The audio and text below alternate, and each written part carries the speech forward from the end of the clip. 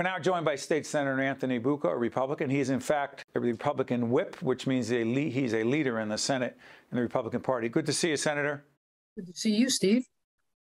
You often put things in perspective for us on a range of issues, but one of the issues I want to talk to you about right away is the Clean Energy Initiative in the state of New Jersey. You have said in the past that you wanted to know the cost of the governor's clean energy program. And you have argued after a report came out on August 17th, it was a BPU report that was put together by the Brattle Group. Long story short is you don't buy the report. The report says that ratepayers will not be paying more for clean energy. You say they will. What's wrong with this picture? Well, look, the report isn't complete. The report states that if you go to complete renewable energy in your household, you'll save a couple of $100 annually on your electric bills. But what it doesn't tell you is how much it will cost the family to convert their home to an entire electric system. You've got to replace your furnace in many cases. You've got to replace hot water heaters, stoves, and it also includes the purchase of an electric vehicle. So if you don't know what those costs are up front, how do you know whether or not it's beneficial to save a couple of $100 a year? You're talking about, potentially $75,000 investment or more to a family, and to save a couple of $100 a year. That seems, the cost-benefit analysis for that doesn't seem right. And the fact that the report doesn't address the amount of money it will take to get there, to me, says it's flawed. And I don't think the report's worth the paper it's written on until we get that cost-benefit analysis. Let me disclose one item here which matters.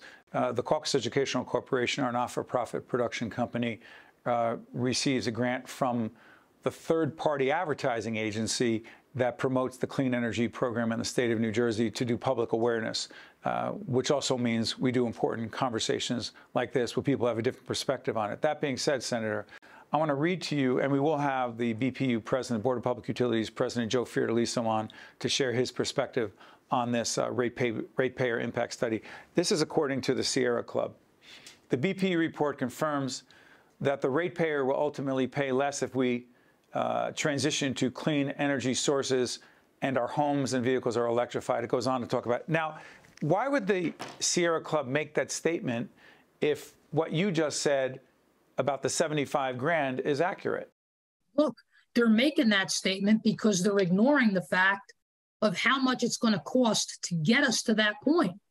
So they're correct when they say you may save $100 or $200 a year on your electric bill, but they don't ever tell you how much it costs you to buy a new electric vehicle, to replace your furnace, to convert your home. And if you don't know those costs up front, how can you make a determination whether $200 savings a year is worth the initial investment?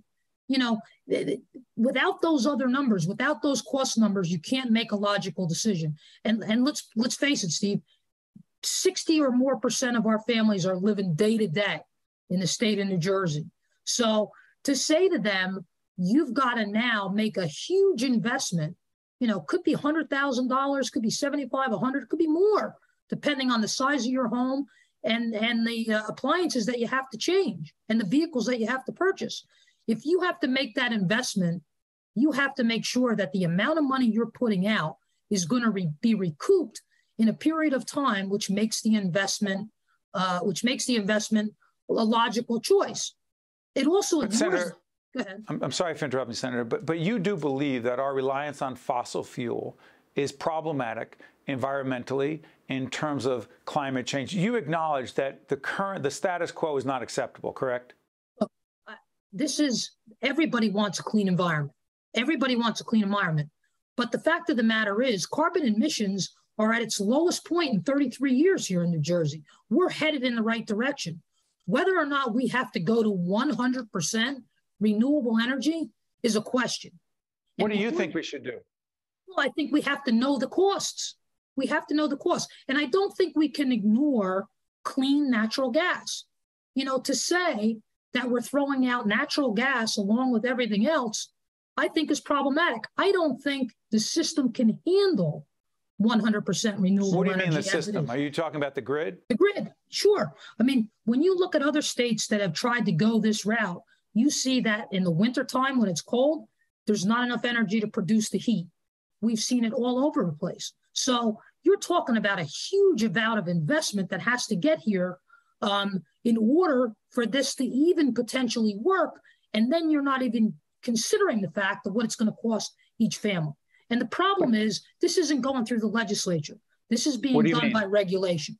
This is all being done by the DEP through regulation. It's going to be a regulation that takes effect in December that will require boilers in excess of a million BPU to be replaced by electric boilers. So now, when you think about that, I was just at the County College of Morris the other day, and the president said to me, "Is this really going to happen?"